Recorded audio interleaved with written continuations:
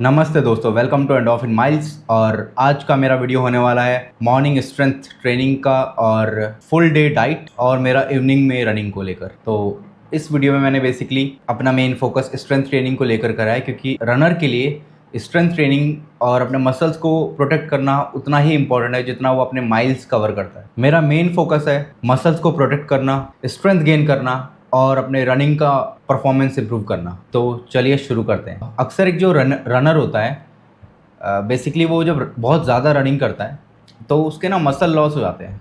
जितने मेरे मसल्स हैं, मैं चाहता हूँ ये लीन मसल्स मेरे लूज़ ना हो और मैं इनके साथ ही अपनी रनिंग जर्नी को इम्प्रूव करूँ और इनको साथ लेके ही मैं अपनी रनिंग करूँ। चाहे वो मैं 10 किलोमीटर करूँ या आने वाले टाइम में हाफ मैराथन करूँ और या फुल मैराथन करूँ। मैं चाहता हूँ कि मेरी बॉडी में थोड़े बहुत मसल्स तो रहें। तो चलिए अपना जिम का वर्कआउट स्टार्ट करते हैं। वर्कआउट से पहले सबसे इम्पॉर्टेंट है हम वार्म अप करें, बिकॉज अगर आपको इंजरीज से बचना है और लॉन्ग टर्म तक किसी भी स्पोर्ट्स को खेलना है तो आपको जिम में आकर सबसे पहले वार्म अप करना है। और वार्म अप में आप कुछ भी कर सकते हैं, चाहे वो जंपिंग जैक्स हो, हाई नीज हो, बर्पीज हो, या फिर बेसिक आप स्किपिंग कर सकते हैं और आपको स्ट्रेचिंग कर सकते हैं। तो बेसिकली वार्म अप बहुत ज़रूरी है। आप वार्म अप तो करें ही करें, जिम में आते ही पहले वार्म अप करें, उसके बाद ही अपने मेन सेट्स या मेन एक्सरसाइज को करें। चाहे आप रनिंग कर रहे हो, रनिंग के पहले भी वार्म अप बहुत इंपॉर्टेंट है, तो वार्म अप तो आप करिए। तो आज की ट्रेनिंग जो मैंने प्लान करी है वो मैंने अपनी रनिंग परफॉर्मेंस को एनहांस करने के लिए और अपने लेग्स को स्ट्रेंथन करने के लिए ही प्लान करी है। तो सबसे पहले हम करने वाले हैं स्क्वाट्स। स्क्वाट्स मुझे लगता है बेसिकली एक कंप्लीट लोअर बॉडी वर्कआउट है जो आपको ना सिर्फ रनिंग में और डेली लाइफ में भी बहुत हेल्प करती है। आप स्क्वाट्स करते हैं, स्क्वाट से आपके क्वाड्रिलेटरल्स जो मसल्स हैं वो ट्रेन होते हैं और आपके ग्लूट्स भी ट्रेन हो जाते हैं, जो आपको लॉन्ग रनिंग में स्टेबिलिटी और लॉन्ग रनिंग में स्ट्रेंथ देने के लिए बहुत ज़्यादा इंपॉर्टेंट है। तो स्क्वाट्स के हमने 3 सेट करे। बेसिकली वेट बहुत ज़्यादा नहीं लगाया, हमने नॉर्मल वेट के साथ 10 to 12 रेपिटेशन करे और इसको हमने बहुत अच्छे से परफॉर्म किया। स्क्वाट के बाद हमने नेक्स्ट जो एक्सरसाइज करी वो करी लंजेस। लंजेस स्टेबिलिटी के लिए और ताकि आपको कभी रनिंग करते वक्त आपका एंकल ना मुड़े, आपके नी इंजरी ना हो, उसके लिए लंजेस बहुत इंपॉर्टेंट है। तो लंजेस तो आप अपने एक्सरसाइज में ज़रूर ऐड करें। तो लंजेस के भी हमने 3 सेट करे। 3 सेट मैंने अप्रॉक्सीमेटली 10 to 12 kg का जो डंबल होता है उसके साथ करे और मैं रेगुलरली लंजेस करता हूँ। तो लंजेस से मुझे काफ़ी हेल्प मिली है रनिंग में। तो I would definitely recommend you also, you people also, कि आप लंजेस तो ऐड करें ही करें अपने लेग्स वर्कआउट में। चाहे आप रनिंग करते हो या नहीं करते हो, आपका गोल चाहे सिर्फ मसल गेन करना हो, जिम में बेटर परफॉर्मेंस लाना हो, लेग मसल को स्ट्रेंथन करना हो, आप ज़रूर से ज़रूर आप लंजेस को ऐड करना। नेक्स्ट जो एक्सरसाइज हमने करी है वो डेडलिफ्ट करी है। डेडलिफ्ट को लेके हम सबको लगता है वो कि एक हाई रिस्क और लो रिवॉर्ड वाली एक्सरसाइज है। मतलब रिस्क टू रिवॉर्ड रेशियो जो डेडलिफ्ट का है वो बहुत ज़्यादा है, बट इसको भी आप चेंज कर सकते हैं। कैसे? आपको डेडलिफ्ट कभी भी अपने मैक्सिमम परफॉर्मेंस या फिर 1 रैप के साथ नहीं करनी है। आप ट्राई करें डेडलिफ्ट आप हमेशा इतने वेट के साथ करें कि आप 6 to 10 रेपिटेशन ईजिली मार सकें। तो मुझे लगता है मैं 100 to 120 किलो जो वेट है उसके साथ 8 to 10 रेपिटेशंस ईजिली मार सकता हूँ। तो मैं इस वेट के साथ ही डेडलिफ्ट के साथ ट्रेन करूँगा। अगर आप बॉडी बिल्डिंग या फिर पावर लिफ्टिंग नहीं कर रहे हैं तो आप 1 रैप मैक्स के साथ कभी मत जाइए, उसके लिए ट्रेन मत करिए। अगर आप पावर लिफ्टिंग कर रहे हैं तो ठीक है, वो एक अलग स्पोर्ट है।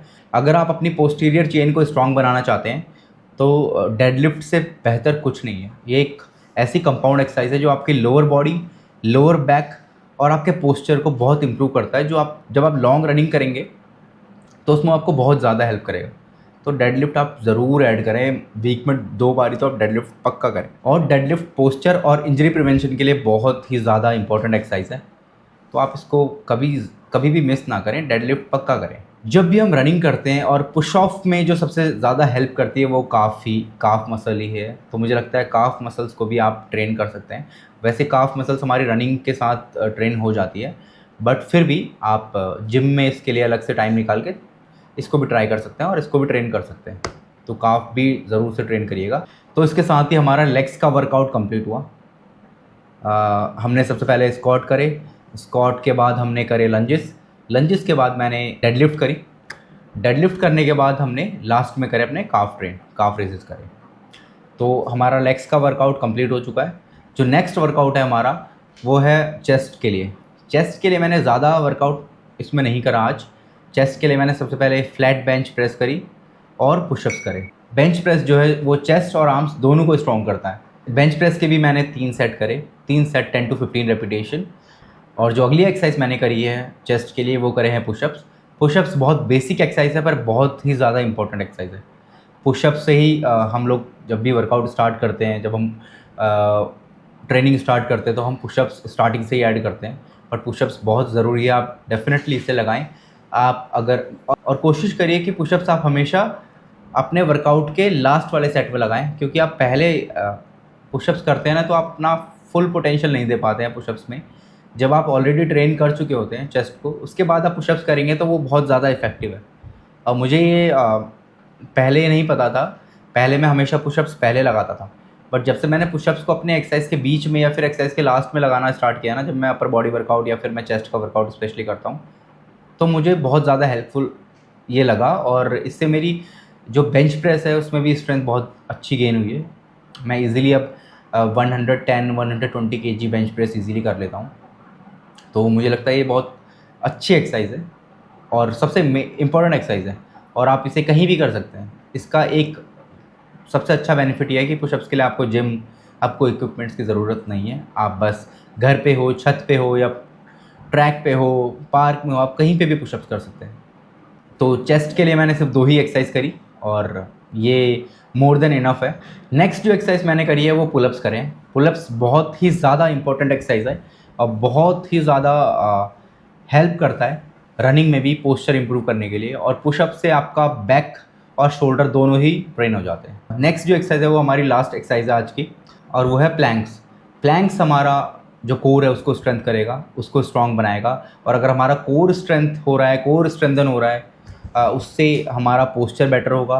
पोस्चर बेटर होगा तो हम लॉन्ग रनिंग कर पाएंगे कम थकान के साथ और बेटर पोस्चर के साथ। इसी के साथ मेरा मॉर्निंग वर्कआउट ख़त्म हो चुका है और अब मैं इवनिंग में रनिंग करूँगा। तो आज का जो ब्रेकफास्ट मैंने करा था वो ओट्स और मूसली को ओवरनाइट सोक कर दिया था, और मॉर्निंग में मैंने उसमें थोड़ा और एक्स्ट्रा दूध डाल के उसमें आलमंड्स, किशमिश और कुछ डेट्स डाल दिए थे, और पम्पकिन सीड्स और कुछ और सीड्स थे मेरे पास, वो भी मैंने ऐड कर दिया था। तो मेरा मॉर्निंग ब्रेकफास्ट था सिर्फ ये आज का। जो मेरी सेकंड मील थी उसमें मैंने आज अपने टोफू, ब्रोकली, कॉर्न, पीज़ और मशरूम को सौते किया और वो लिया मैंने। और जो मेरा आज लंच था, लंच में मैंने राजमा चावल खाया। और लंच में मैं हमेशा मोस्टली मैं राइस लेता हूँ, तो आज राजमा चावल खाए थे। इवनिंग में अगर आप रनिंग कर रहे हो तो आप लंच में आप राइस ले सकते हैं, कोई दिक्कत नहीं, आपको लेना भी चाहिए बिकॉज कार्ब्स ही आपको एनर्जी देता है। अगर आप इवनिंग में 6 to 7 या फिर 5 to 6 रनिंग कर रहे हैं तो आप 1 से 2 बजे लंच कर लीजिए। और आज रनिंग मैंने 10 किलोमीटर प्लान किया था बट मैं बहुत ज़्यादा लेट हो गया, तो मैंने 10 किलोमीटर नहीं सिर्फ 5 किलोमीटर ही रनिंग करी।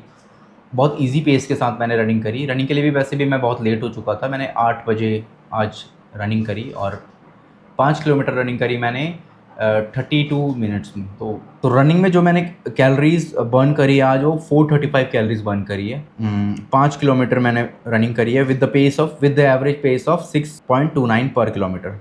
टोटल टाइम मैंने लिया 32 मिनट्स 56 सेकेंड्स। मेरा जो एवरेज हार्ट रेट था वो था 167 बीट्स पर मिनट, और मैक्सिमम स्पीड जो मैंने अचीव करी है वो करी है 10.8 किलोमीटर पर आवर। तो basically it was a very easy to go run.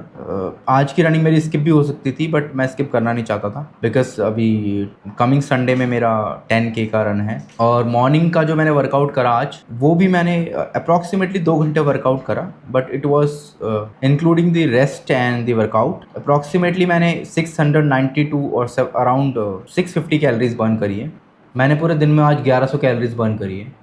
Running करते वक्त जो मेरा मैक्सिमम बीट पर मिनट गया था वो गया था 182। तो चलिए अब आती है अपने डिनर की बात। तो डिनर में मैंने आज 4 चपाती और सब्जी खाई। तो ये था मेरा आज का डिनर। आप कोशिश करिएगा डिनर बहुत हैवी ना करें, बिकॉज़ अगर आप अर्ली मॉर्निंग रनिंग कर रहे हैं या फिर ट्रेनिंग भी कर रहे हैं तो आप डिनर बहुत ज़्यादा हैवी ना करें। अपना जो आपकी कैपेसिटी है या फिर जितना आप खा सकते हैं उसका 70 to 70% ही आप डिनर में करें। डिनर करने के बाद लास्ट में मैंने दूध पिया और दूध पीने के बाद मैं सो गया। आप अपनी डाइट को सिंपल और कंसिस्टेंट रखो, बहुत ज़्यादा कॉम्प्लेक्स मत करो डाइट को। मुझे लगता है कि आप जितना सिंपल डाइट को रखेंगे उतना ही ज़्यादा आप उसे कंसिस्टेंटली फॉलो कर पाएंगे।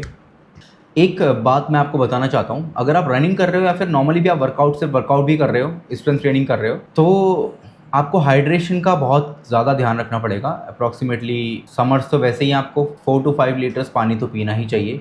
आप कोशिश करें जितना ज़्यादा हाइड्रेट अपने बॉडी को करें और हाइड्रेशन को कभी भी इग्नोर ना करें। तो दोस्तों ये था मेरा फुल डे वर्कआउट, डाइट और रनिंग का रूटीन वीडियो। आई होप ये आपको अच्छा लगा होगा। अगर आप भी रनर हो तो प्लीज़ स्ट्रेंथ ट्रेनिंग को कभी भी इग्नोर ना करें। और अगर आपको ये व्लॉग पसंद आया है तो प्लीज़ एंडोर्फिन माइल्स को सब्सक्राइब करो। अगर आपको लगता है कि कुछ कमी है या फिर आप कुछ अपना फीडबैक देना चाहते हैं, अगर आपको लगता है कि मैं कहीं पे इम्प्रूव कर सकता हूं, तो प्लीज़ आप कमेंट सेक्शन में ज़रूर बताइए ताकि मैं नेक्स्ट वीडियो में उसको इम्प्रूव करके आऊँ। और thank you for watching this video. I hope आप सब्सक्राइब ज़रूर करोगे चैनल को। Thank you so much. मिलते हैं नेक्स्ट वीडियो में। Till then keep running, keep shining.